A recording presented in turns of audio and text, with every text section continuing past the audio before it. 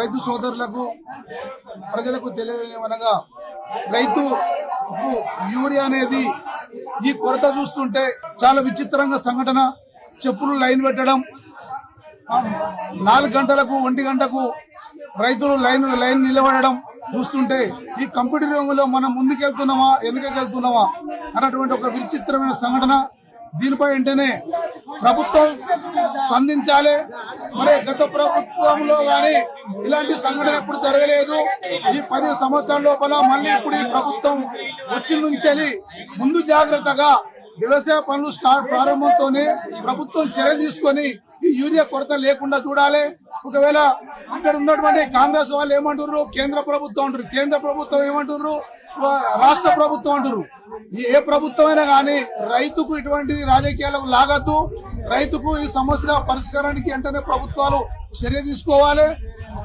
మరి రైతులకి ఆగ్రహించి ఒకవేళ రోడ్డు మీకు వస్తే పరిస్థితులు వేరైతాయి. గతంలో కూడా చూస్తున్న ఎన్నోటువంటి ధర్నాలు ర్యాలీలు చేసిర్రు.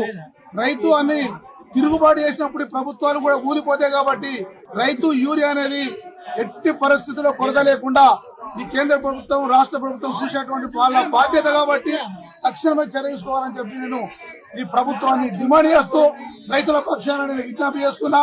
మీరు శాంతంగా ఉండండి, కాదు అంటే రోడ్ల మీకు వచ్చి పోరాటం చేస్తాం తప్ప కానీ గొడవలు వద్దు, మనకు కొట్లాటలు వద్దు. పార్టీలకు అతీతంగా అందరూ మౌనంగా వహించి శాంతంగా వాళ్ళు క్యూలో ఉండి తీసుకోండి. ప్రభుత్వం ఒత్తిడి చేద్దాం. ఇలా సోమవారం వేళ కలెక్టర్ గారికి కూడా నేను కూడా వినతి పత్రం అందజేస్తాను. రైతుల పక్షాన కలెక్టర్ గారికి ఈ ఫోటోలు మరి వినతి పత్రాన్ని అందజేస్తాను. త్వరలోనే 11 గంటల వరకు కలెక్టర్ దగ్గరికి వెళ్ళి ఈ ఫోటోలతో పాటు నేను ప్రజావాణిలో దరఖాస్తు పెట్టి మీ పక్షాలను నేను విజ్ఞప్తి చేస్తానని చెప్పి మనం చేస్తున్నా. చెప్పులకు కళ చెప్పులేక మొత్తం లైన్లో చెప్పులు పెట్టి మందు బస్సులకు నేను ఇప్పటికి వారం రోజుల మందు బస్సుల కొరకు రోజు అచ్చుకుంటా మరిపోతున్నాను. ఇవాళ కూడా దొరుకుతాయో లేదో తెలియదు. వారం రోజుల నుంచి రోజు అచ్చుకుంటా పోడే.